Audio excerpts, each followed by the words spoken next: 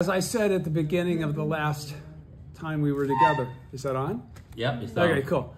The bottom line is that 2025 is going to be a very interesting year. And there's going to be a lot going on and a lot changing, and a lot has changed in the 30 days since we've seen each other.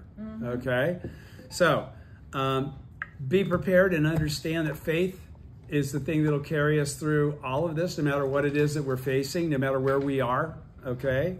The bottom line, let's just get started because we're already started in a little bit of a delay. We'll start with the definition or the recap of the chapter we're going to read, which is the Bodhisattva Never Disparaging chapter. Now, again, the reason that we put the meeting off until now is because we're going to see each other again next week. Yes. Okay, and this is 30 points that I'm going to be covering, so I'll be lucky to get to 10. My goal is to get to 14 or 15 so that I'm halfway through those.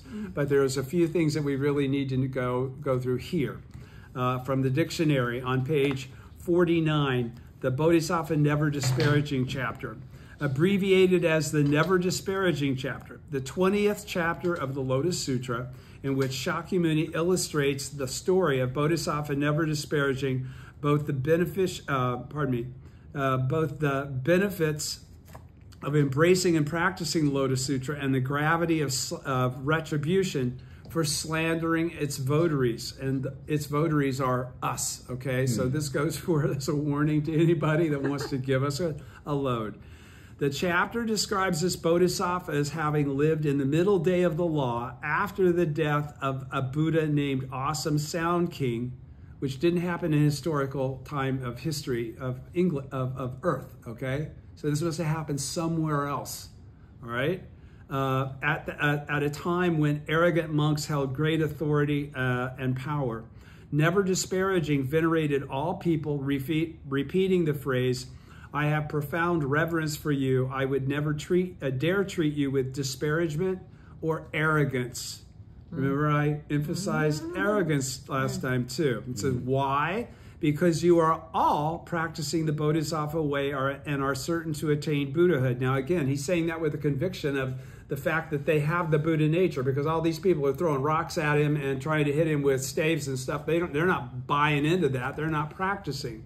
But he's recognizing their innate Buddhahood, okay, which is the thing we're supposed to do with all living beings ourselves, okay, which is why I keep saying you can't feel disparagement toward anyone else for any reason. You can be pissed off, but you can't disqualify them as being worthy of the respect of a Buddha, because they are all innately have that potential, okay? All living beings have that innate potential, all right?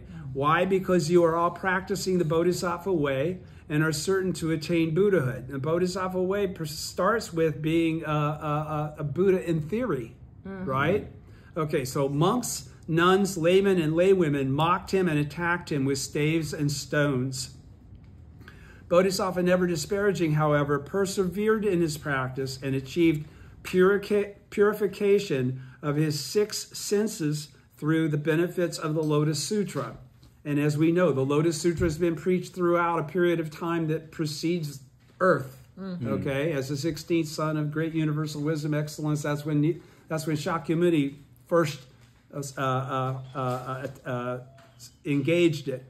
When arrogant clerics and laypersons who had treated Never Disparaging with ridicule and contempt heard his preaching and saw that he had purified his senses, they all took faith in him and became his followers. Now, when they saw that he had purified his senses, what does that really signify? That he had attained Buddhahood, okay? The purification of the 6 sense organs is going to come up in what we're reading right now. And what that's all about is, again, in the pre-Lotus Sutra teachings, you had to go through lifetimes and lifetimes of austerities and processes for perfection.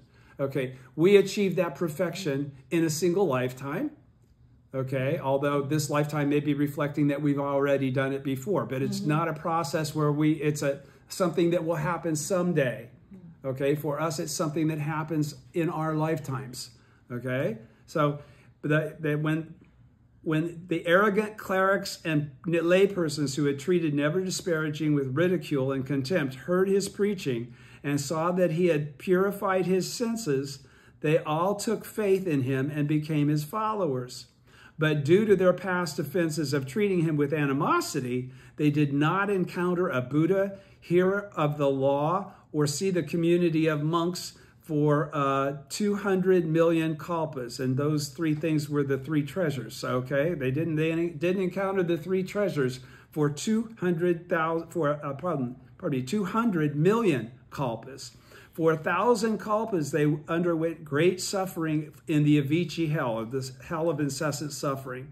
After they had finished paying for their offenses, they again encountered Bodhisattva, never disparaging. Obviously, this is through a process of remanifesting transmigration, and received instruction from him in attaining supreme perfect enlightenment. So if they attained supreme perfect enlightenment from him, through knowing him, through his teaching them, he was their Buddha. Okay?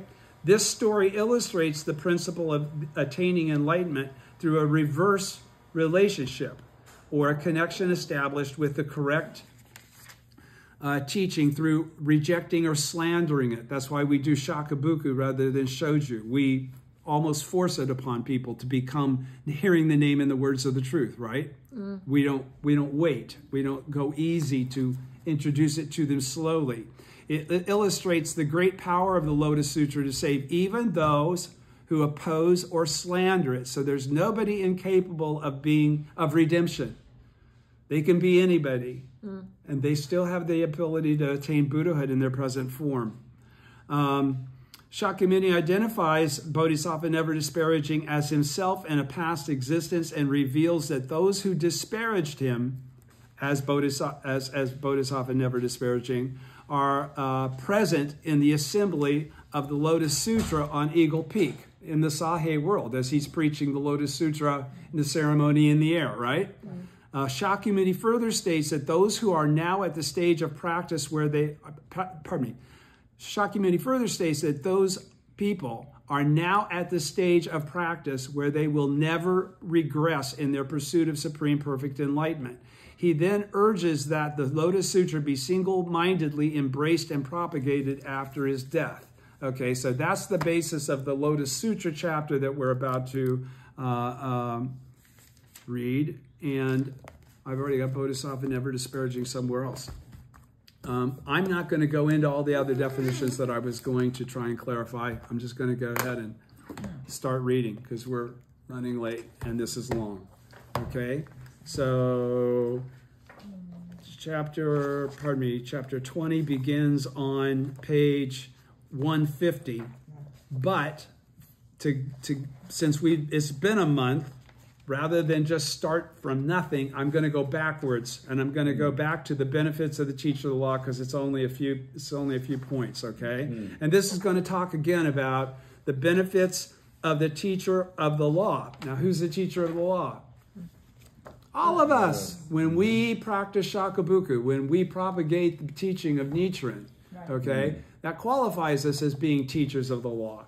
Now, we should be qualified by knowing and understanding the teaching before we can really take on that moniker, that title. But that's why we do study. That's why we've been doing this for 10 years, okay, is to create a basis for people to become teachers of the law by understanding the teaching as it's written, as it's defined, okay? So teacher of the law on page 147 at the very bottom says 4 important points. Point 1, regarding the benefits of the teacher of the law. The record of the orally transmitted teaching says, Nichiren says, the words teacher of the law mean the teacher of the law who carries out the 5 practices. Now, what are the 5 practices? Do you remember? I would have given them to you again as a refresher. It's to read, recite, embrace, transcribe, and something else. I will go over it again. The word benefits, okay, it's a thing that we all do. Basically, those are the 5 things that we do, right? We embrace, we read, we recite, we transcribe, and we propagate. The word benefits, kudoku, means reward that is represented by the purification of the 6 sense organs. So in other words, that's the attainment of Buddhahood. Okay, so that's the reward, is Buddhahood. In general, we may say now that Nichiren and his followers to chant Nam-myoho Renge-kyo are carrying out the purification of the 6 sense organs. That's what we're all doing, right? Okay. Hence, because this is what happens when we practice by chanting and doing shakabuku and doing the things that Nichiren has taught his followers to adhere to. Hence, they are acting as teachers of the law of Myoho Renge-kyo and possess great virtue. All of us do. We're all Buddhists. The element ku in the word kudoku means good fortune or happiness. It also refers to the merit achieved by wiping out evil, while the element toku or doku refers to the virtue one acquires by bringing about good. Thus, the word kudoku means to attain Buddhahood in one's present form. It also means the purification of the 6 sense organs. Okay, so they're the same thing. All right, when you hear the purification of the 6 sense organs, you're talking about the attainment of Buddhahood. You should understand that to practice the Lotus Sutra, as the sutra itself directs, is to carry out purification of the 6 sense organs. So while you may not feel like you're some sort of ability to, lift a treasure tower into the air, you're still just a common mortal. You're still a common mortal, but you still have the 10th world within you. You are a Buddha of the most profound state, Anuttara Samyak Sambodhi. Okay? Point 2, regarding the purification of the 6 sense organs, continuing on page 148 in the middle.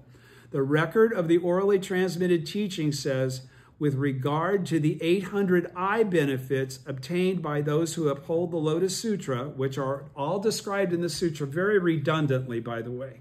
I don't know if you remember when we read that. I went crazy reading it because it's just over and over and over again for each of the 6 sense organs, all these things that they do, and it's all the same. Okay? So they are all, the purification of each of the 6 sense organs are all the same processes of purification. With regard to the 800 eye benefits obtained by those who uphold the Lotus Sutra, the term eye benefits means simply to see, the ability to see that those who do not believe in the Lotus Sutra will fall into the hell of incessant suffering. Okay, they'll be affected by the devil of the 6th heaven. All right, and those who do not, and those who do believe in it will attain Buddhahood. By upholding the Lotus Sutra, one can obtain the 800 eye benefits, attain enlightenment in their present form. The word eye refers to the Lotus Sutra, and as the Universal Worthy Sutra says, the great vehicle sutras are the eyes of the Buddhas. Okay, the great vehicle sutras are all the ones that we do here in the Lotus Sutra, which the Universal Worthy is considered the last chapter of, and then also the Nirvana Sutra, okay? Now when Nichiren and his followers chant Nam-myoho Renge-kyo, they are obtaining these eye benefits, and the same applies to the benefits associated with the ear, nose, tongue, body, and mind. So Nichiren is saying what you're doing by chanting is becoming a Buddha in your present form. It will culminate in you getting to that 52nd stage on Tentai's basis, or the stage of Buddhahood in your present form, the sixth stage of practice. Point 3, on the simile of the pure, bright mirror in the passage, if one upholds the Lotus Sutra, his body will be very pure. It will be like a pure lapis lazuli. I had the pronunciation audible there on the computer. Okay. Living beings will all... Sometimes it's a luzi, li. They had two different pronunciations. Semi-precious. Right. Living beings will all delight to see it, and will be like a bright, pure bright mirror, which forms and shapes are all reflected, in which all forms and shapes are all reflected. Continuing at page 149. The record of the orally transmitted teaching says, in this famous passage in the Lotus Sutra, the simile of the mirror is employed. The sutra passage is saying that persons whose 6 sense organs are pure will be like lapis lazuli. You should hear the actual, it doesn't sound like this, lazuli. That's how I've always pronounced it. It's not right. or like bright mirrors in which one sees a major world system or 1,000,000,000-fold world. Now, when Nichiren and his followers chant Nam-myoho Renge-kyo, they see and understand the 10,000 phenomena as though they were reflected in a bright mirror. This bright mirror is the Lotus Sutra, okay? And in particular, it is the Treasure Tower chapter. Or again, we may see that it is the bright mirror of our single minds of faith. What are our single minds of faith? Being of the same mind as Nichiren, okay? Making our faith equal to his, and then thereby attaining this an equivalent life condition. And what is in particular is the Treasure Tower chapter, but what was significant of the Treasure Tower? What did we learn is the Treasure Tower in reality? Our lives ourselves. We are the treasure tower, he says, okay? Or again, we may say it is the bright mirror of our single minds of faith. The passage as a whole employs the two similes of lapis lazuli and a bright mirror. It begins by saying that one's body will be very pure. But since the body and mind in the end are not two different things, this virtue of purity must apply to both of them. So mind and body become purified. In this phrase, so it's not just a mental knowledge or understanding. Our behavior also reflects this.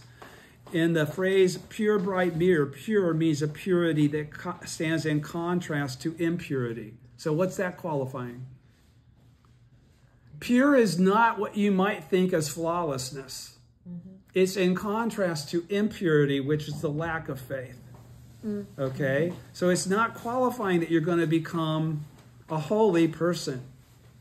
Okay? Or that's even necessary. It's saying that the word purity is to create a contrast between not being correct. Correct versus not being correct. Okay? Okay. But says pardon me. In the phrase pure bright mirror, pure means a purity that stands in contrast to impurity. It's not qualified as a level of purity. Okay? And bright means a brightness that stands in contrast to a lack of brightness. So again, it's not talking about a 60-watt bulb versus a 100-watt bulb versus a 1,000-watt bulb. Okay? It's light versus dark. Okay? That is darkness or ignorance. Again, when he's talking about darkness, he's always talking about ignorance. Ignorance is what? A lack of understanding. The Buddha nature still exists even in evil people. All right? Yeah. The word mirror represents the single mind. And again, what is the single mind? It's the single mind of Buddhahood. Yes. It's the being of the same mind as Nichiren. It's the latter day of the law. From another viewpoint, pure means the truth of temporary existence. Bright represents the truth of non-substantiality, and mirror represents the middle way. What were those three things? The three truths. Okay? In the phrase in which forms and shapes are all reflected, the word all reflects to the 10 worlds. Why is he qualifying that? Because even hell is represented. Even animality is represented. You don't have to be perfect to be able to achieve this. That's the point he's qualifying over and over again. That's why we can't judge others based on the momentary state of existence that they're in. Because all living beings are in momentary states of existence. Okay? All right. Ultimately, then, that's why we try to achieve Buddhahood, because then that's a level of permanence that we can look forward to in all future existences. Ultimately, then, the pure bright mirror represents the truth that the two elements of body and mind are the entity of Myoho Renge-kyo. Okay? So there's no separation, and they represent Buddhahood. The pure bright, there is no living being without Buddhahood as a basis of the 3,000 realms in a single moment that they can bring forth in their life. All right? The pure bright mirror is the mind of faith, because if you don't believe what I'm saying right now, you will never be able to achieve what I'm talking about and what is being expressed in words here from Nichiren. All right? This is the requirement. You must believe Nichiren's teaching. All right? And for the Bodhisattva in his pure body, to view the major world system is to see it in the three realms of existence, which is what? Qualifying what? What are the three realms of existence? Past, present, and future. So nothing is in the same ever. The past is connected to the present. The past is connected to the future. The past, all three realms are seamless because they're all defined by moments of life. Single moments are all that separate the difference between past, present, and future, right? So you can't view, when you view everything, you've got to view it from the perspective of what its potentiality is, not what it is in that single moment, okay? Because that's not permanent, all right? All right, so point 4. At the very bottom of page 149. Am I with everybody's with me, right? Yes. Okay. Page 149. While these persons uphold this sutra, they will dwell safely on rare ground. Okay? The record of the orally transmitted teaching says, top of page 150, the words "these persons" refer to the votaries of the Lotus Sutra who are among the various people in the country of Japan. So what is he qualifying there? What is the votaries of Lotus Sutra? What do they propagate? They propagate Nam-myoho Renge-kyo. Because, again, the Lotus Sutra itself is a provisional teaching in the latter day. Right? Okay. So the words rare ground refer to the principle and actual fact of manifesting the original state. And then parenthetically it says of enlightenment. But the original state is enlightenment. That's Kuan, correct? Right. Okay. So the original state is Kuan. Kuan is Nam-myoho Renge-kyo. All right? So the actual fact of manifesting Nam-myoho Renge-kyo as revealed in the lifespan chapter, hidden in the depths, okay? And as numberless major world system dust particle kalpas if you were born in the former or the middle day of the law, right? Okay. They also recall the pronouncement made in the chapter Distinctions and Benefits. The Buddha preaches a rarely encountered law. In particular, they refer to Nam-myoho Renge-kyo. Now, the rare ground occupied by Nichiren and his followers who chant Nam-myoho Renge-kyo is the object of devotion, the bright mirror that is to be broadly disseminated in the latter day of the law. Is the Gohonzon, right? And what is the Gohonzon really? It's not. It's us. It's the real Gohonzon exists in our own lives. It's our Buddha nature. Okay, that's a mirror of the Buddha nature that Nichiren manifested in his life and embodied in a mandala for the sake of us using for the process of being able to see our true identities, okay, which is Buddhahood. It's the true identity of all living beings, not just the ones we like or the ones that are like us. Yes. Right? Right. Okay, so this is all kind of, you have to buy into the teaching before you can have that clarity. Yes. Or otherwise, these are all just words. All right?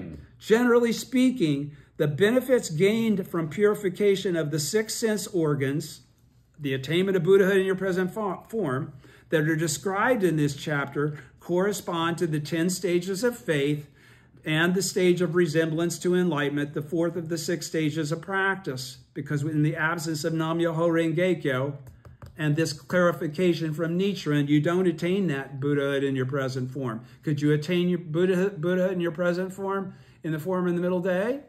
Only through great concentration and insight, and there are only about 10 people that could do that.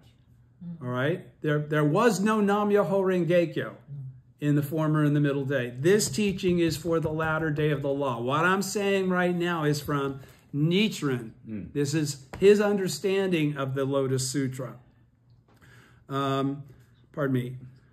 Generally speaking, the benefits gained from the purification of the 6 sense organs are described in this chapter, described in this chapter, correspond to the 10 stages of faith and the stage of resemblance to enlightenment, the 4th stage of the 6 stages of practice. The Bodhisattva constant exertion, who is the member of the assembly addressed in this chapter. So that's what's being talked when he started to this chapter, the benefits of the teacher of the law. He was talking to this constant exertion. Bodhisattva, constant exertion. And all these bodhisattvas are mentioned in the introduction chapter of that we've already, 20 chapters ago. So you're not going to remember them all, but we did already mention all these names when I read it. Okay? The Bodhisattva constant exertion, who is the member of the assembly addressed in this chapter, represents the third of the 10 stages of faith, that of assiduousness or exertion. One should understand, however, that in the latter day of the law, it is the votaries of the Lotus Sutra who act as the Bodhisattva constant exertion. All right? Of such persons who uphold the Lotus Sutra, the sutra itself says, this is what is meant by diligence. So what is he talking about there? That for us to achieve this in our lifetimes and be actually manifesting the aspect of being votaries of the Lotus Sutra requires constant exertion. So what's constant exertion? Chanting Nam-myoho Renge-kyo to the object of devotion and doing shakobuku for the sake of all living beings to create kosen rufu, widespread propagation. We can't just do it for ourselves, and it's not just for mind candy. Right. It's supposed to influence how we live and how we think about everything else. Yes. Okay, not just ourselves. We don't just put on a Buddha badge and be happy and satisfied with that. No. Okay? No, we've got to try and be of the same mind as Nichiren. And so what motivated him was the suffering of all living beings. That's really where our heads should be as well. Okay? So now we go on to chapter 20, Bodhisattva never disparaging. Okay? Point 1 on the bottom of page 150. Regarding Bodhisattva never disparaging. The record of the orally transmitted teaching says, so this is almost all of this is going to be straight from Nichiren. This is Nichiren's teaching. This isn't something from the Lotus Sutra as it was spelled out in the Lotus Sutra, and he clarifies it. All right? The record of the orally transmitted teaching says the word constantly, in the name constantly, never disparaging, refers to the Bodhisattva never disparaging, who is constantly present in the three existences of past, present, and future. Past, present, and future. The name never disparaging refers to the three inherent potentials of the Buddha nature. Asterisk. Okay, so let's go down and see what those three inherent, I was going to give you those definitions first, but I'm skipping them because they're right here anyhow. They are the innate Buddha nature, which would be the Dharma nature, right? The wisdom to perceive it, which would be, that would be the reward body, right? And the good deeds, that would be the manifest body, right? Or Buddha's practice to develop this wisdom and cause the Buddha nature to emerge. Good deeds aid the development of wisdom, and the developed wisdom realizes the Buddha nature. These three causes interact to enable one to attain Buddhahood. So let's go back to what I just said. The name never disparaging refers to the three inherent potentials of the three bodies. That's what I just described, right? The Dharma body, the reward body, and the manifested body. Okay? So the name never disparaging refers to the three inherent potentials of the Buddha nature. That's what we accomplished. The inherent potentials of the Buddha nature are the Dharma body, the reward body, and the manifest body, right? That is present in the minds of all living beings, because our mind tells us tells the body what to do. And if the mind has to perceive the correct teaching for the latter day of the law, to tell the body the right thing to do, which is shakabuku, widespread propagation. The Buddha nature is the Dharma nature, and the Dharma nature is Myoho Renge-kyo. Okay, so this is all Nam-myoho Renge-kyo. The answer to everything is Nam-myoho Renge-kyo. That's the original state. That's the reason it's always the answer. That's why it always comes back to that point, because that's the original beginning. There is no beginning, actually, but that's the original point of being able to define something as existing. The simultaneity of cause and effect. All right. Point 2, top of page 151. regarding the Bodhisattva gainer of great authority, to whom this chapter is addressed. Bodhisattva Never Disparaging, the 20th chapter. All right. The record of the orally transmitted teaching says the word gainer stands for the manifested body. The word great stands for the Dharma body.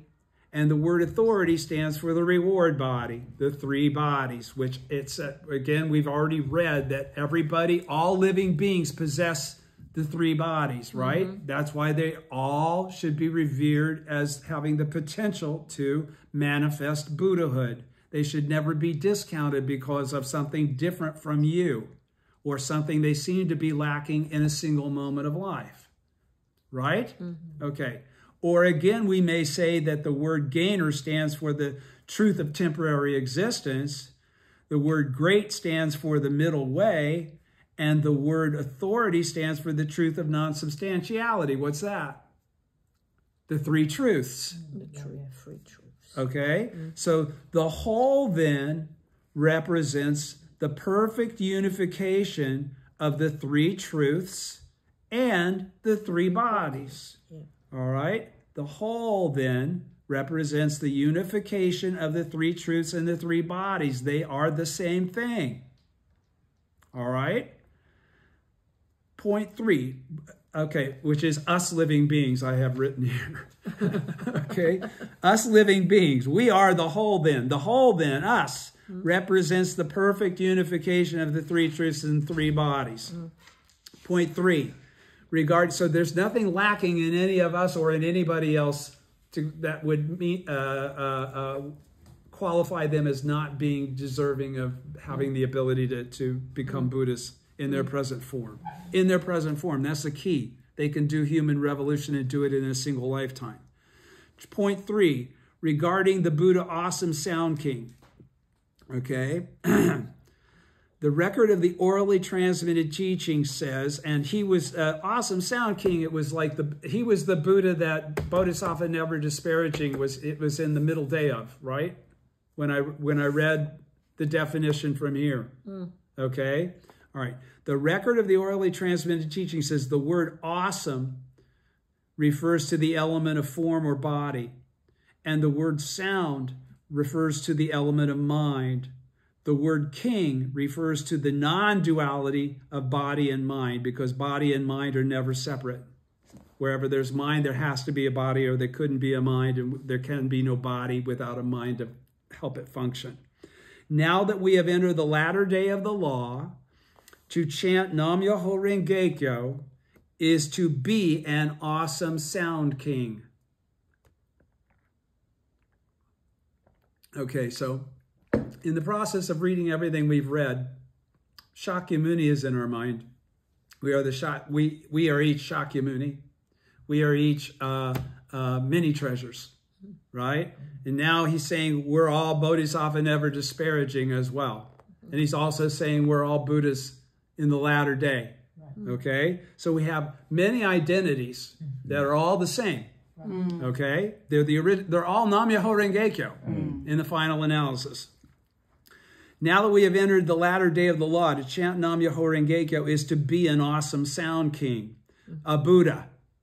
All right? That's because that's who Awesome Sound King was. He was the Buddha that preceded, that was in the time period or whatever existence of Bodhisattva Never Disparaging. Who, by the way, who was Bodhisattva Never Disparaging actually, really, if we want to carry it forward from that past to a different past?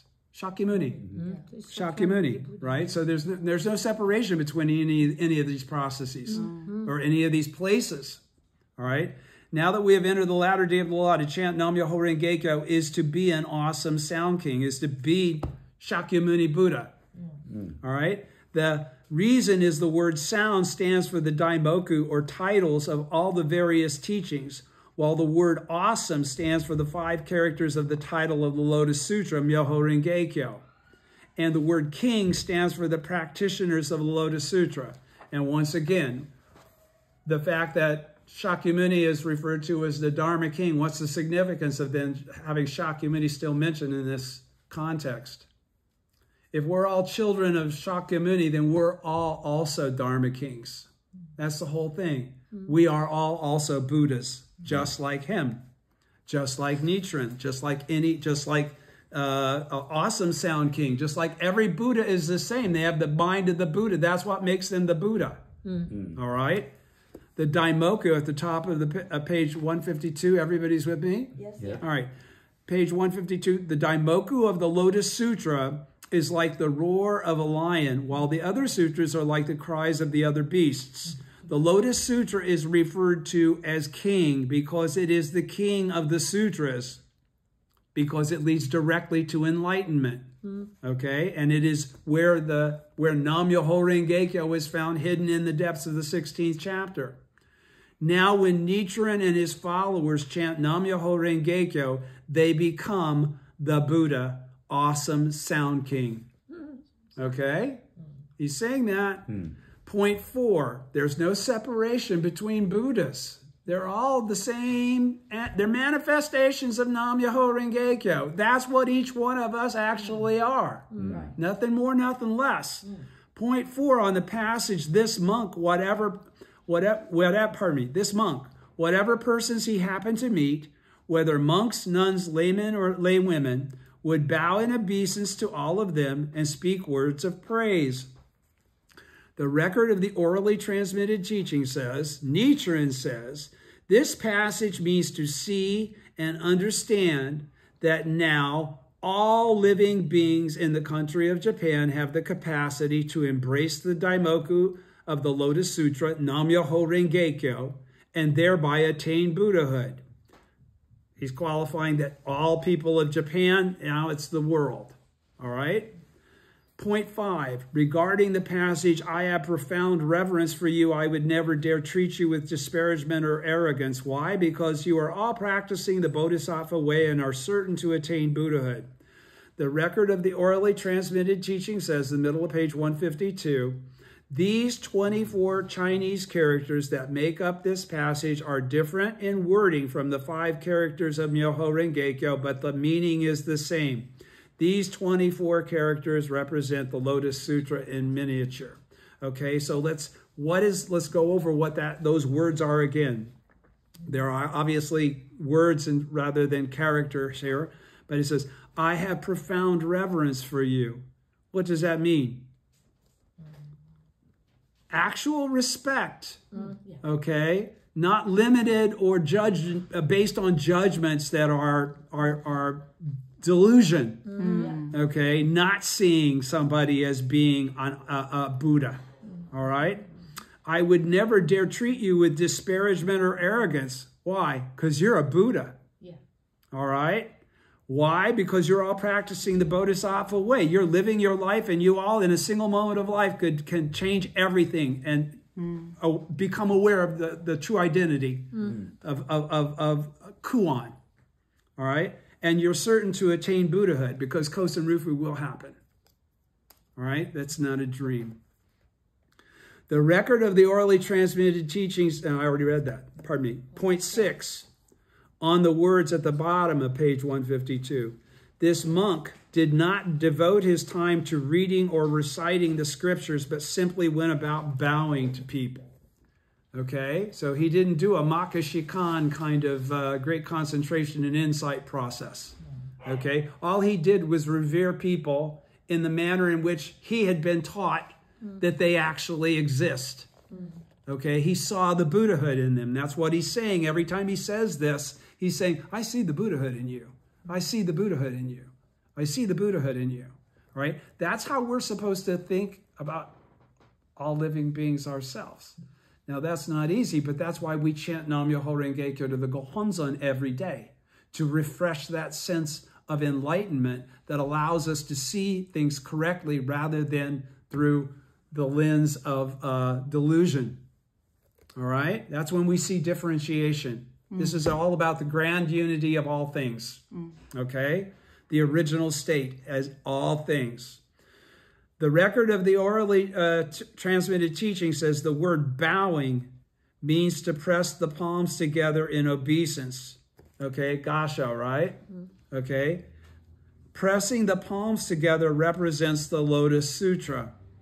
It represents that, because when you're doing this, you're doing something. You're doing something that expresses obeisance. You're expressing honor of the individual. Correct? Mm. We do it a lot as thank you on when we're doing emojis, but again, it has a more profound meaning in the teaching than that. All right. Recently, this goes way beyond the emoji. Thank you. All right. The word bowing means to press the palms together in obeisance. In obeisance, which means to revere. All right. Pressing the palms together represents the Lotus Sutra, seeing the true identity in all things.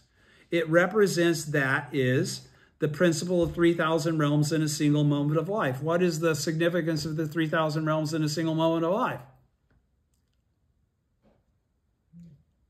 The world of Buddhahood exists. Yes. You don't get to 3,000 unless you add the world of Buddhahood. In other words, you just got 9 worlds, right? Okay. So it represents, that is, the principle of 3,000 realms in a single moment of life, the principle of Buddhahood in all things, the original state of Kuan.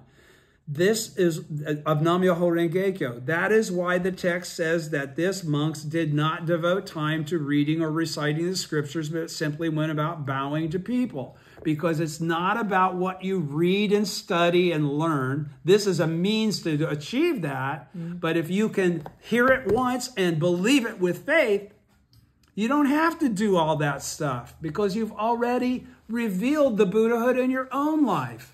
When you can see the Buddhahood in all others, then you are already the Buddha yourself.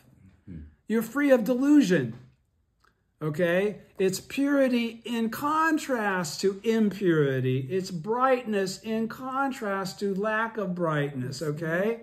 It's not becoming Tiantai. Okay? It's having the same mind as Nichiren, which is to understand his teaching and to do your very best on a daily basis to manifest it. You manifest it and recharge it every day in front of the Gohonzon. Point 7 on page 153. On the words, and if he happened to see any of the 4 kinds of believers far off in the distance, he would purposely go to where they were, bow to them, and speak words of praise. He wouldn't just see them and think, oh, he would actually go, okay, so what are the words of praise for? What's the purpose of that? That's to awaken them to the reality of their true identity. That's what he's been doing each time he said this to these people that then are throwing stones at him, right? Okay, so the record of the orally transmitted teaching says the words, whatever persons he happened to meet or see, which appeared earlier, refer to seeing or perceiving that all people are endowed with the Buddha nature in their minds, to see them all equal to yourself. Okay? This is the principle of the matter. But the present passage concerning those whom the monk happened to see far off, because mention is made of the 4 kinds of believers, it refers to the actual practice involved. What's the actual practice involved? Propagation, right? That's why we're all teachers of the law. If we're not teaching anybody, then we're not teachers of the law. Okay?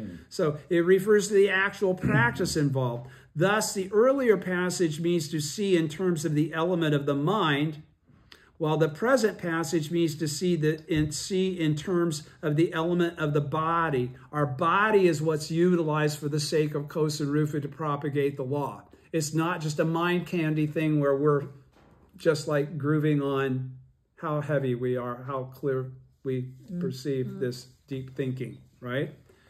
The term element of the body refers to the element revealed in the essential teaching, the revelation that the 4 factors of teaching, practice, person, and principle converge on the one world of Buddhahood. To see in terms of the element of mind refers to the meaning of the theoretical teaching, right? Why? Because if it only stays in your mind rather than your body going over there and doing shakabuku as a Buddha, It's theoretical. Okay? Pardon me. To see in terms of the element of the mind refers to the meaning of the theoretical teaching, which is also a revelation in which the four factors converge on the one world of Buddhahood. The four factors are teaching, practice, person, and principle. And there was an asterisk there, converge on the one world of Buddhahood. There was an asterisk. So let's read the asterisk. And I could pull out the Lotus Sutra, but I'm not going to. Columbia Press, not the threefold Lotus Sutra that we read from Soka Gakkai. Page 31. Sorry, I spit. Okay, the paragraph from the second through the fourth described the four factors. The four factors, and the four factors are teaching, practice, person, and principle. Okay, the teaching refers to the passage. The thus come ones have only a single Buddha vehicle. It's Nam-myoho Renge-kyo, which they employ in order to preach the law to living beings. They do not have any other vehicle, a second or a third one. It's only the law of the original state, the simultaneity of cause and effect, Nam-myoho Renge-kyo. All right. The practice refers to the passage. All the things they do are at all times done for this one purpose. They simply wish to show the Buddha wisdom to living beings and enlighten them to it. Okay, all things that they do at all times are done for one purpose, to do shakabuku, to achieve kosen rufu. That's what that's talking about. That's the practice, right? They simply wish to show the Buddha wisdom to living beings and enlighten them to it. And they have to manifest it in their own lives before they can actually show it to others, or it's theoretical. All right? The person refers to the passage, the Buddha, the thus come ones, plural, simply teach and convert the Bodhisattvas, okay? The ones that don't yet see themselves as Buddhas. What's the difference between a voice hearer, a cause awakened one, and a Bodhisattva, and a Buddha? Those first three are stages of Buddhahood. Those are all the process of purification of your mind that you have, that you can take seriously. The fact that you are a Buddha already exactly as you are, regardless of all your imperfections. Because it's not about pure. It's about purity in relationship to impurity. Bright in relationship to lack of bright. Okay? All right, the principle refers to the passage on enlightening living beings to the principle of the wonderful law. The principle of the wonderful law that we're already Buddhism, Buddhahood. We can achieve Buddhahood in a single lifetime. All right? Through the four actions of opening, showing, awakening, and causing living beings to enter the Buddha wisdom. To believe in the teachings of Nichiren and to manifest in their lives the reality of being a Buddha in their present form. You can understand it theoretically, but actualizing it is a completely different circumstance. And this is why, pardon me, if I go back to the last paragraph, the single word, I didn't get there. Yeah, you did it. Okay, the single word at the very bottom of page 153, on top of the asterisk where it says, the single word far, on, in the phrase far off, refers to the far distant, Kuon, time revealed in the lifespan chapter. All right. Nam-myoho Renge-kyo is revealed in the depths. That's what it's talking about. All right. That is why the text says the monk would purposely go bow to them. Would purposely go bow to them, knowing that they're probably not going to understand what he's doing. But what is he doing when he does that? He's opening the door. They're hearing the name and the words of the truth in that process. They're being revered as something that they don't understand that they already are. Okay? Point 8 on page 154. On the words, among the four kinds of believers, there were those who gave way to anger, their minds lacking in purity. The record of the orally transmitted teaching says, those who slander the law are impure in both body and mind. First, impurity in the element of the mind is what this passage refers to when it says their minds were lacking in purity. So it's not about morality. It's not about whether you're clean or dirty. Okay? You're a living being. All right? You understand the reality of the 3,000 realms, or you don't. Okay? The impurity of the body is referred to in the passage in the simile and parable chapter that reads, his body will always smell bad, filthy, and impure. Now, Nichiren and his followers, which you might say is what I'm like on a Saturday after, before I take a shower. But now Nichiren and his followers who chant Nam-myoho Renge-kyo are pure and clean. So it's not about any physical element. Right. Okay? It's about who you are, how you live, and what you're devoted to. All right? Now, Nichiren and his followers who chant Nam-myoho Renge-kyo are pure and clean in both body and mind. So this is not talking about us. Purity of the body is referred to in the passage in the Benefits of the Teacher of the Law chapter that reads, if one upholds the Lotus Sutra, his body will be very pure. It'll be like lapis lazuli, however you pronounce it correctly, right? Purity of the mind is referred to in the Devadatta chapter in the words, believe and revere it with pure hearts, with pure minds. Heart and mind's the same word in Japanese, right? The word purity refers to the mind that has faith in the Lotus Sutra. So this is really all about the mind of faith, the mind of having seeking to have the same mind as Nichiren. Being able to perceive the 3,000 realms in a single moment of life, in your life, in reality, not theoretically. Okay? The word purity refers to the mind that has faith in the Lotus Sutra, while the words impurity or lack of purity refer to slanderers of the law, okay, which we are not, period. We embrace the Gohonzon. It's impossible for us to be slanderers of the law. We may not have attained that single moment of life that reveals the sixth stage, but we're in one of the five stages that precede it already at that point, right?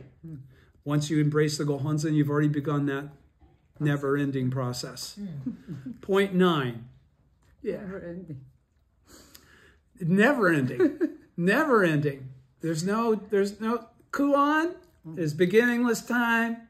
The future is endless time. Okay?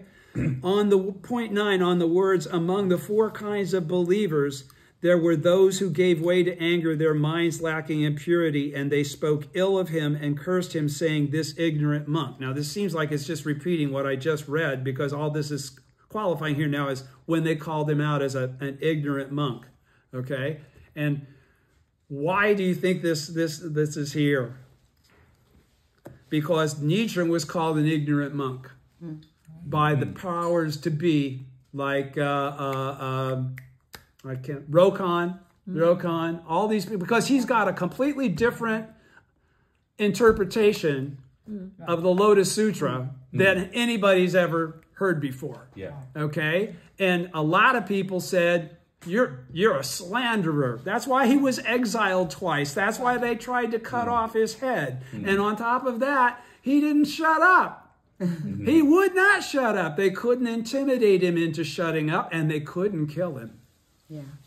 Okay? So, that's why he believed he was who he was. That's why he says all my teachings before Sato Island, before Tatsunokuchi, those are provisional compared to what I'm laying on you now. Because I'm now laying them on you as the Buddha of the latter day of the law. Because I've convinced myself I must be that.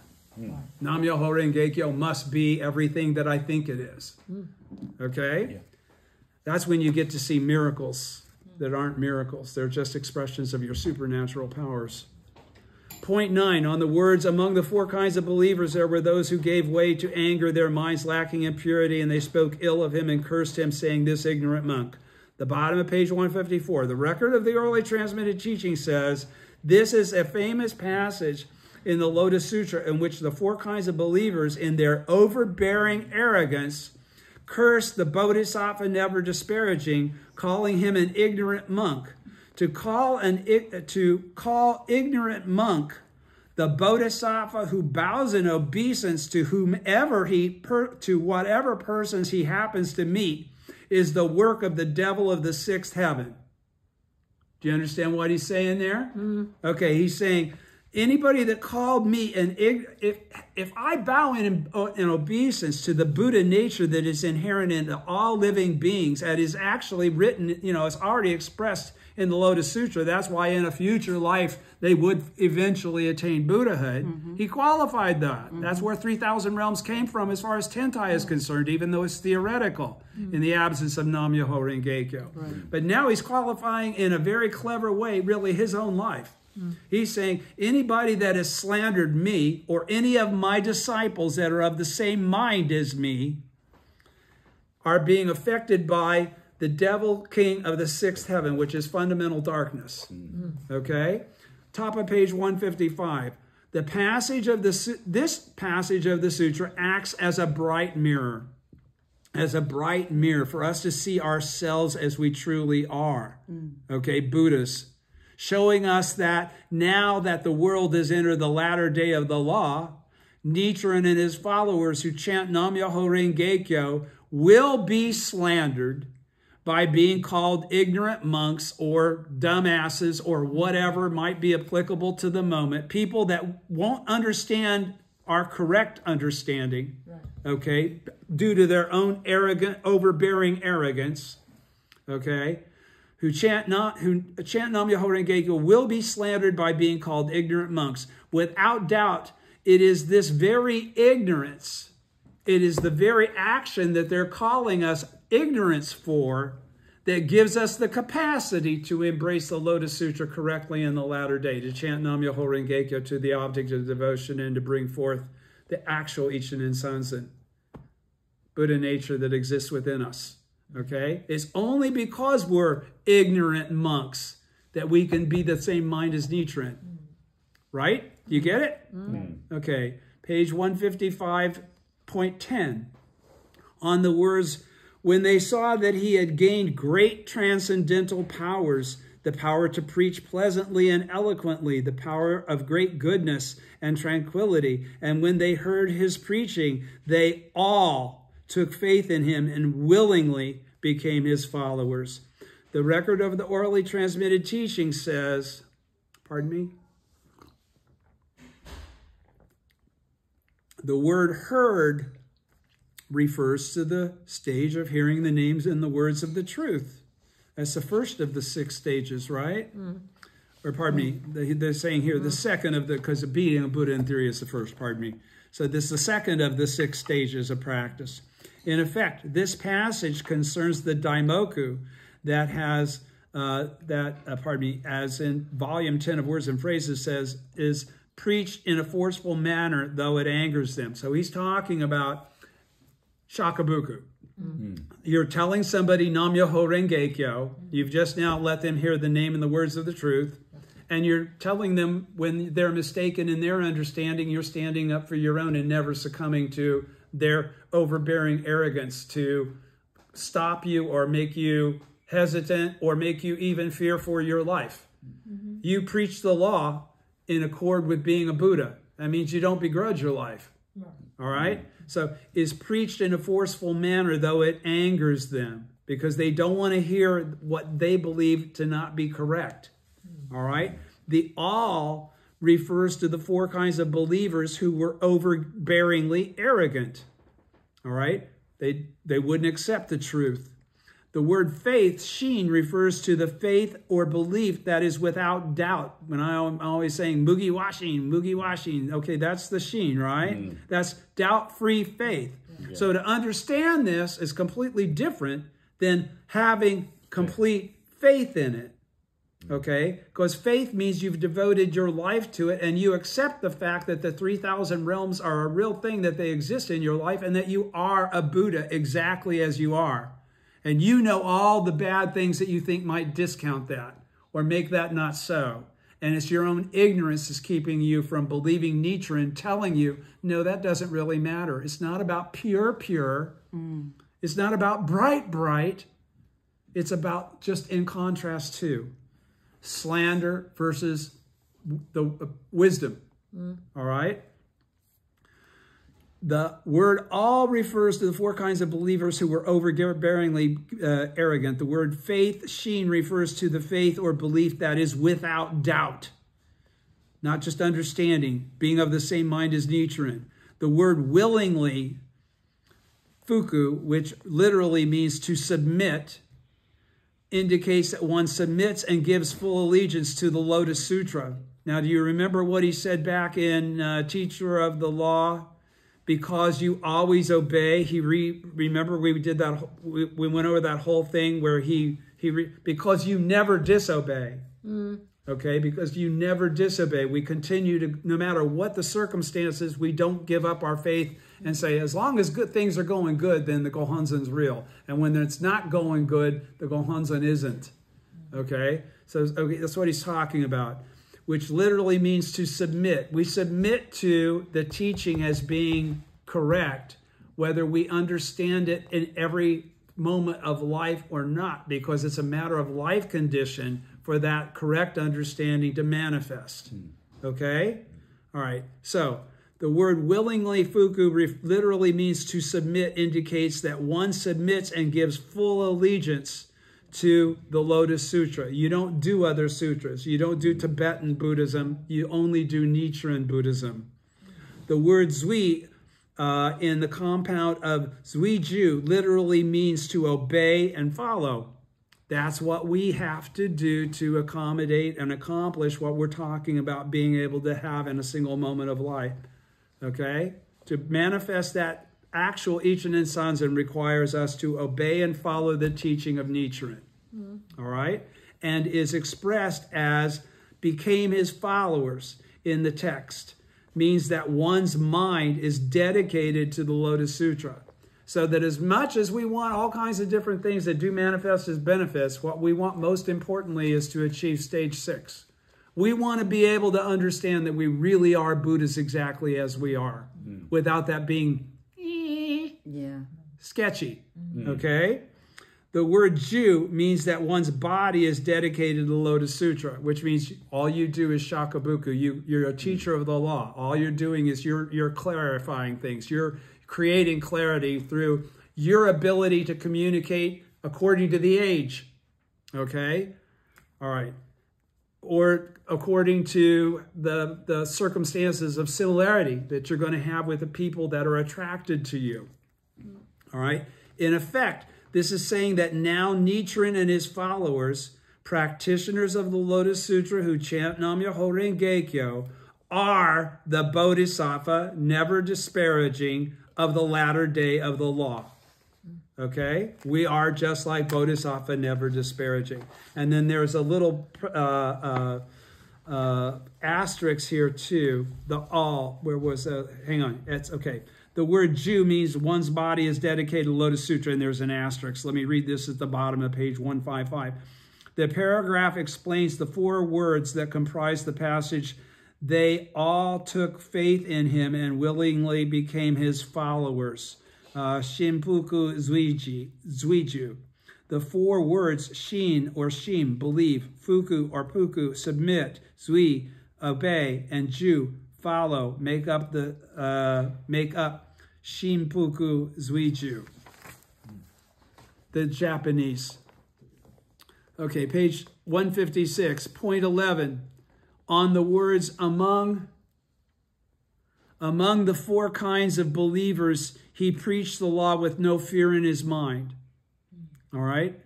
Among the 4 kinds of believers, what are the 4 kinds of believers? Everybody. Priests, nuns, not, lay persons, lay men, lay women, right?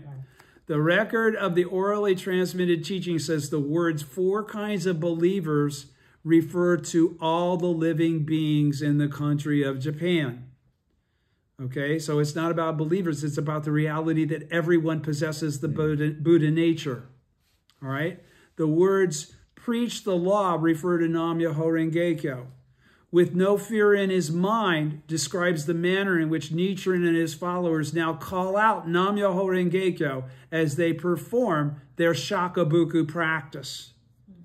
Okay? That's why, again, we do shakabuku. Now, what's shakabuku? Another asterisk. Shakabuku is the Buddhist method of leading people, particularly its opponents, to the correct teaching by refuting their erroneous views. In Nichiren's teaching, it means to correct another's mistaken views and awaken that person to Nam-myoho Renge-kyo. So you awaken them to Nam-myoho Renge-kyo by expressing your own faith to them, regardless of what they think about you doing that. That's what Never Disparaging did.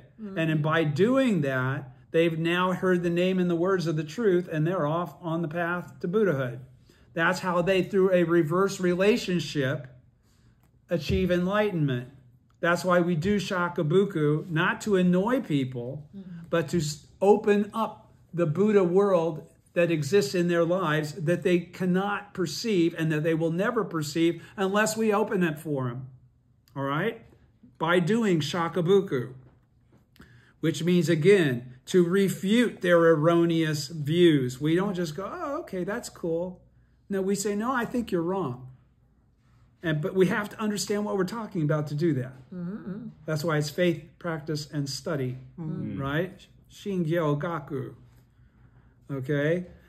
The point 12 on the words, the Bodhisattva Never Disparaging who lived at that time, could he be unknown to you? In fact, he was none other than I myself. This is Shakyamuni saying, you know, I've just told you this story about the Bodhisattva Never Disparaging, who was born in the time of the Buddha, great gainer of great authority, and yada, yada, yada. Actually, this is me in a past lifetime, he says. All right? The record of the orally transmitted teaching says the Bodhisattva Never Disparaging is the present-day Shakyamuni Buddha. Shakyamuni Buddha is the Lord of Teachings of the Lifespan Chapter. And the Lord of Teachings of the Lifespan Chapter is who we are as the practitioners of the Lotus Sutra chanting Nam-myoho Renge-kyo in the latter day of the law. This passage, then, is about us. Okay? We are Bodhisattva Never Disparaging. Now Nichiren and his followers are the Bodhisattva Never Disparaging. All right? It's just, we function in exactly the same way as that parable, that story that Shakyamuni's talking about. Okay? It's again, it's an expression of the truth. Point 13. Everybody's with me? Yeah. Any questions? No. Am I going too fast? Okay. Point 13. I'm definitely going to get to point 16. I might keep going. But I don't know. Is it really 5:30? Yes. Yeah. Okay. I'll get you out of here on time. Point 13, concerning the passage, gainer of great authority. At that time, the four kinds of believers, the monks, nuns, laymen, and laywomen, because anger arose in their minds, and they treated me with disparagement. This is from the sutra. He's talking, when he says me, that's Shakyamuni qualifying after he's already said, you know, Never Disparaging was me in a past life. And they treated me with disparagement and contempt, were for 200 million kalpas never able to encounter a Buddha, to hear the law, or to see the community of believers. They were never able to encounter the three treasures. For 1,000 kalpas, they underwent great suffering in the Avicii hell. The Avicii hell is a hell of incessant suffering, right? All right. The record of the orally transmitted teaching says, this passage relates how the four kinds of believers, because they treated the Bodhisattva Never Disparaging with disparagement and contempt, were never able to encounter the three treasures for 200 million kalpas, but fell into hell and underwent great suffering. But now we have entered the latter day of the law. But now that we have entered the latter day of the law, those who treat Nichiren and his followers who chant Nam-myoho Renge-kyo with disparagement and contempt are even worse than those others. So you don't have to fear anyone. They'll get theirs. You don't even have to be upset with them. It says it right on the Gohanzen. May those who vex or trouble the practitioners of the law have their heads split in 7 pieces. I think that's kind of what he's talking about there. It's on the Gohanzen. So we embrace that protection every day we chant to the Gohanzen. All right? Now, I'll say it again. But now that we have entered the latter day of the law, those who treat Nichiren and his followers who chant Nam-myoho Renge-kyo with disparagement and contempt are even worse than those others. Okay, so we should actually chant with compassion for them because we understand what kind of cause they've made. That might be hard to do after somebody's just called you out and tried to embarrass you. But if you understand you're the Buddha, you're not pissed off about that. You feel bad for them. because you know what kind of cause they just made. I've already said that many times on camera. If you really don't like me, don't say anything publicly about it. Just don't watch. Because to start disparaging me when you don't know whether I'm a Buddha or not. Right. If I am, you're in big trouble. Yeah. Okay? Okay. Those others suffered for 1,000 kalpas, but these will suffer for a countless number of kalpas. Chapter 3, Simile and Parable. The Buddha spoken of in this passage, the Buddha of the latter day of the law, which is us, is an ordinary mortal and an ordinary priest. The law is the Daimoku of Nam-myoho Renge-kyo. The community of monks is we practitioners of the Lotus Sutra. We may be called Buddhas and we may be called ordinary priests, because to have a profound realization, which is the 6th stage, of the perfect principle is being called a Buddha, is called being a Buddha. So again, because to have a profound realization, and that's what, when at last one realizes that one is a Buddha, then one is a Buddha, okay? That's what he's talking about. Because to have a profound realization of the perfect principle, that the truth is exactly what it says, okay, is called being a Buddha. That's understanding that you are a Buddha, all right? And believing it. Not theoretically, but as how you live every day, how you embrace the Gohonzon every day. The perfect principle is the Lotus Sutra. Point 14 on the words, after they had finished paying for their offenses, they once more encountered the Bodhisattva never disparaging, who instructed them in Anuttara Samyak Sambodhi, supreme perfect enlightenment. Okay, so what does this clarify, if nothing else, too? After they had finished paying for their offenses. So when we talk about the Avicii hell, we're talking about the life conditions that one will experience in future existences. Okay? It's not really talking about hell as in Christianity where it's eternal. Okay? There's a term, there's a sentence, if you will, based on the offense. Okay? Just like we create karma in the same way. Well, how do we eradicate it? Only through our own actions, or it'll just keep repeating. Okay? That's incessant suffering. Okay? So, he says, okay, so after they had finished paying for their offenses, they once more encountered, but you'll get another chance. Because you already heard the name and the words of the truth. It's impossible to shut off this process. That's the whole reason why the dictionary was talking about this is an example of achieving Buddhahood through a reverse relationship. Okay? Once more encountered Bodhisattva never disparaging, who instructed them in Anuttara Samyak Sambodhi. I'm instructing you in Anuttara Samyak Sambodhi now. The record of the orally transmitted teaching says, though people may regret their error in slandering the Lotus Sutra and take faith in and give allegiance to the teachings, if their faith is shallow, they'll go Titan. That's what this is really going to talk about. People that have chanted and quit practicing. Okay, they had the Gohonzon and they returned it. Or, God forbid, they did something worse than that and destroyed it. Okay? Oh, yeah, we all have that. Whoa. Okay, that's reaction is because you have a training of faith that says you just don't do that. But in ignorance, there are many people that have. Okay? You go look at eBay. You can buy a Gohonzon. Those all came from somebody that sold them. Okay? The record of the orally transmitted teaching says, though people may regret their error in slandering the Lotus Sutra and take faith in and give allegiance to the teachings, if their faith is shallow, they will still have to fall in the hell of incessant suffering. This is due to the vehemence with which they earlier committed slander. But after they have been plunged into the hell of incessant suffering for 1,000 kalpas, and the time has come for their release, they will meet Nichiren once again. What does that mean? That they're going to run into this guy in Japan? Or what are we talking about? They will meet Nichiren again. They will meet Nam-myoho Renge-kyo again. They will meet a practitioner of the correct teaching. They'll meet Bodhisattva never disparaging, who got what he got from gainer of great, not gainer, what was it? Gainer great. No, concerning, okay, gainer of great authority. No, that's who this was addressed to. The Buddha was somebody else. It doesn't matter. You understand what I'm saying, all right? All right. They will meet Nichiren once again. They will meet the Gohonzon. Is the same thing as meeting Nichiren, by the way. Okay, the Gohonzon and Nichiren are inseparable. Right. Okay, so they will meet the Gohonzon once again. They meet Nichiren once again. As the sutra says, they once more will encounter Nichiren. To meet the Gohonzon, or to embrace or find out about the Gohonzon is the same. That's how you meet Nichiren. We can't all live in the same time. Okay? All right, point 15, concerning the passage, gainer of great authority. You should understand this. Hang on, real quick.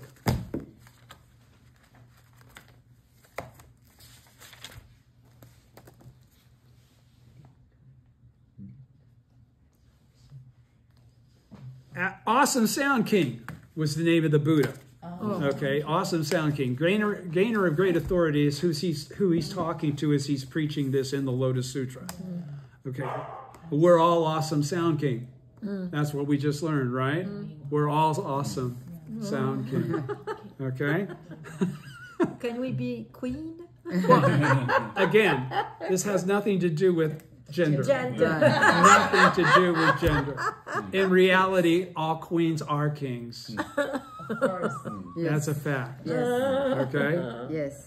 Really? Really? If a gender male is enlightened, they know that already. Okay? Did you ever see the Daishonin ever address any of his female disciples in any of a lesser manner than the males? Never. Never. As a matter of fact, he qualified the fact that you're a female and you're able to do this in the opposition of all society and all custom makes you a much greater Bodhisattva, a much greater Buddha, a much greater entity. All right? Yeah. So no. Gender has nothing to do with it. As a matter of fact, where's the real treasure tower exist? Right. In the birth canal of the female. It is the birth canal of the female. That's where life begins. Yes. All right? So no. Kings, queens, don't matter. Okay. The record of the orally transmitted. Let me restart it. Point 14. I'm almost done here. After they had finished paying for the offenses, they once more encountered the Bodhisattva, never disparaging, who instructed them in Anuttara Samyak Sambodhi. The record of the orally transmitted teaching says, though people may regret their error. Oh, I've already read all of that. Okay. Point 15. Concerning the passage, gainer of great authority, you should understand that the Lotus Sutra richly benefits the Bodhisattvas and Mahesattvas, for it can cause them to attain Anuttara Samyak Sambodhi, supreme perfect enlightenment. For this reason, after the thus come one has passed into extinction, the Bodhisattvas and Mahesattvas should at all times accept, uphold, read, recite, explain, preach, and transcribe this sutra. The record of the orally transmitted teaching says the practices carried out by the Bodhisattva, never disparaging, are such as are described here. And this is what we should be doing until we die. Okay? And as we may see, after the Buddha has passed into extinction, one should carry out the 5 types of practice related to the Lotus Sutra, namely accepting and upholding it, reading it, reciting it, explaining it, and preaching it, and transcribing it. Okay? Properly speaking, those are the 5 types of whatever. 5 types of practice that I couldn't think of all 5. Now, I knew that they were listed here somewhere. Properly speaking, the 25 characters beginning with the words "for this reason" apply to Nichiren and his followers in the latter day of the law. Therefore, the text makes a point, because for this reason, why he's saying is, why does he say that it applies to us in the latter day of the law? Because it's Nam Myoho Renge Kyo. For this reason, for the reason of the great pure law, okay, that achieves Kosen Rufu. Lotus Sutra didn't achieve Kosen Rufu. It's Nichiren's teaching that achieves widespread propagation and the salvation of the world. All right. Properly speaking, the 25 characters beginning with the words "for this reason" apply to Nichiren and his followers in the latter day of the law. Therefore, the text makes a point of saying, for this reason, and goes on to explain that what follows applies to the time after the thus come one has passed into extinction. This is done because this is one of the chapters that pertains to the transmission of the sutra. As a rule, the passages on the transmission of the sutra are meant for people of the present and the future. In a sense, the entire Lotus Sutra was preached for the sake of the people who lived when the Buddha was in the world. Those were his disciples in the former and the middle day, right? But in a strict sense, it was meant for people of the present time, the latter day of the law. Therefore, the 5 characters of Myoho Renge-kyo have been approved jointly by all the Buddhas of the 3 existences as something that is meant for the people living in a future time, because they've all attained Buddhahood through Nam-myoho Renge-kyo. As something that is meant for the people living in a future time after the thus come one has passed into extinction. Shakyamuni. After all the doctrines at the bottom of page 158, all the doctrines set forth in the various different chapters of the sutra are functions or applications of the daimoku, or the title of the sutra, are all applications or functions or applications of the original state of Nam-myoho Renge-kyo, is what he's really saying there. Okay? For if the daimoku of the wonderful law, which is Nam-myoho Renge-kyo, that is the entity, the life of the eternal Buddha that leaves the Gohonzon, okay, is meant to be applied in the latter day of the law, then how could the same not apply to the various chapters? But this doctrine should be kept secret, because this is qualifying Nichiren's true identity, and you could lose your life for that. The great, as at the time that he was putting this out, as, you know, laying this stuff on Nikko Shonin, all right? The orally transmitted teachings. That's why he says keep it secret. People that don't understand will try to kill you. They'll think you're a slanderer. The great teacher Tentai explains this idea by saying, when one pulls on the main cord of the net, there are no meshes that do not move. So in other words, everything is a function of Nam-myoho Renge-kyo. So everything that is before or after doesn't matter. It's all connected. And the great teacher Myolo says, when for the sake of brevity one mentions only the title, or the daimoku or title, the entire sutra by implication is included therein. So we're not rejecting the Lotus Sutra, the 28 chapters. It's just no longer the time for it to be propagated. Now is the time to propagate the great pure teaching as was prophesied in the Great Collection Sutra. The entire sutra is by implication included therein. Okay, and that's from Annotations on the Words and Phrases of the Lotus Sutra by Myolo. Please do not understand this, pardon me, those who do not understand this are not qualified to propagate this sutra in the latter day of the law. Those that don't understand that Nichiren is the teacher of the great pure law and keep wanting to go back to the 28 chapters, even though it's no longer the former or the middle, okay, they're not qualified to propagate Nam-myoho Renge-kyo in the latter day. Okay? Point 16. Concerning the true entity exemplified by the Bodhisattva, the true entity. The true entity. This is a key to that word, that sentence. Exemplified by the Bodhisattva never disparaging. Because if we're all Bodhisattva never disparaging, what is he really talking about? He's talking about Nam-myoho Renge-kyo. Okay? The wisdom of the Buddha of the original state. All right? Pardon me. Concerning the true entity exemplified by the Bodhisattva never disparaging as he is depicted here in this chapter. The record of the orally transmitted teaching says the Bodhisattva never disparaging represents the living beings of the 10 worlds. So that includes hell. That includes people that aren't clean and pure. Because they are clean and pure just by virtue of being disciples.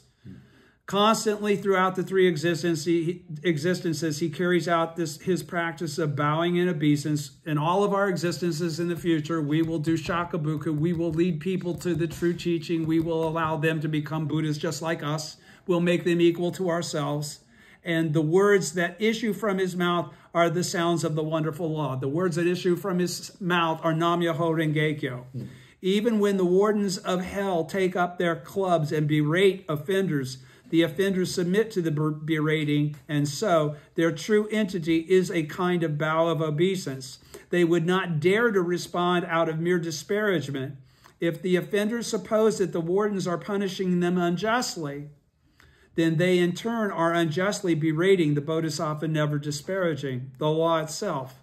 They're making more problems for themselves. They're going to stay in hell longer. This is what is meant by the practice of Shakabuku.